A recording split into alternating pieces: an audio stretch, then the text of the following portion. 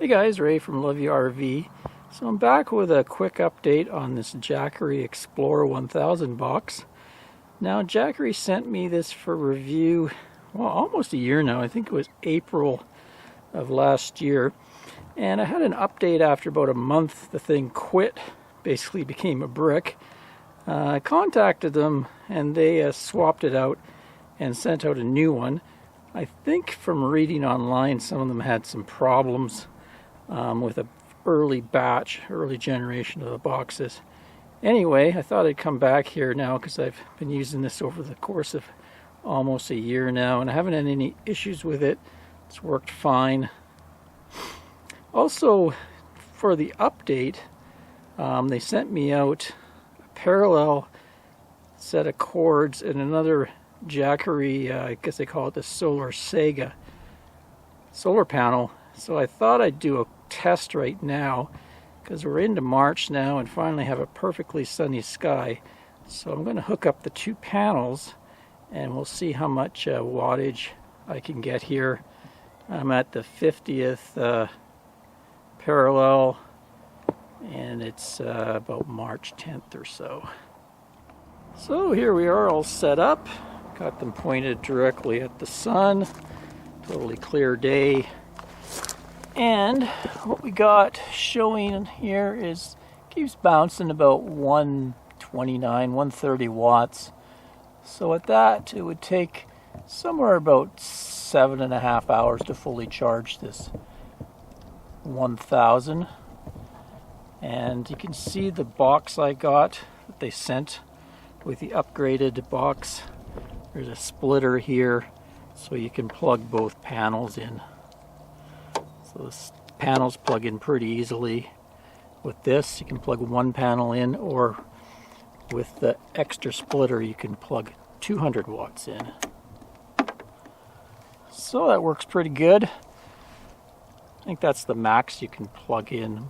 I'm not entirely sure, but these are the Jackery panels that come with it. I was just looking online, and that thing goes for about $9.99, and these go for about $2.99 each. And then there's some kit that's $13.99 for the whole kit and caboodle there. So not cheap, that's for sure. But pretty nice looking equipment. And the panels come with pockets on the back. Hold your cords.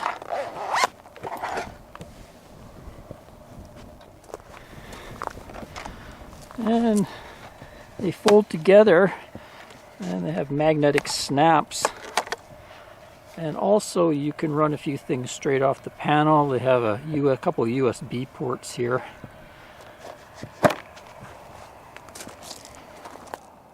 There you go. So I'm going to continue using it for different things. We did use it a couple times for power outages during the winter. A couple of storms knocked out power. So it kind of came in handy to have it. Used it for Anne's electric blanket, plug a few things into it, kind of not use our main RV batteries. So it gave us an extra 1,000 watt hours of battery power. I find overall, what's my overall opinion of these boxes? The Jackery seem to be built pretty well when they work. Of course, I had the one that didn't work, and several other people said they didn't have it. They have a really robust inverter in it. I find the inverters can really put out a lot of power, and even more power than they're rated for. Downfall of this, I don't find the charge time is very high. You saw how long it took to charge on solar, and it doesn't even charge that fast on AC compared to some of the newer generation boxes, like say that Himson that I reviewed. Also, the battery in this thing, it's kind of sealed in there, so if the battery fails after, several years or whatever, you're going to have to either pitch the box or send it back to Jackery to have them change out the battery, I imagine, unless you're very, very handy electronically. And also, from reading the comments on my earlier Jackery videos, the support seems to be hit and miss. Some people seem to have good luck with them, whereas there's quite a few people complaining that they're not answering emails and that sort of thing. So I don't know how great their support is. I was able to email the rep who sent me the box, so of course, I got pretty good service on it, but you never know, hit and miss. It is a pretty expensive item, so I'd expect it to be really top-tiered support. Anyway, until next time, that's Ray from loveyourrv.com. Cheers, everyone.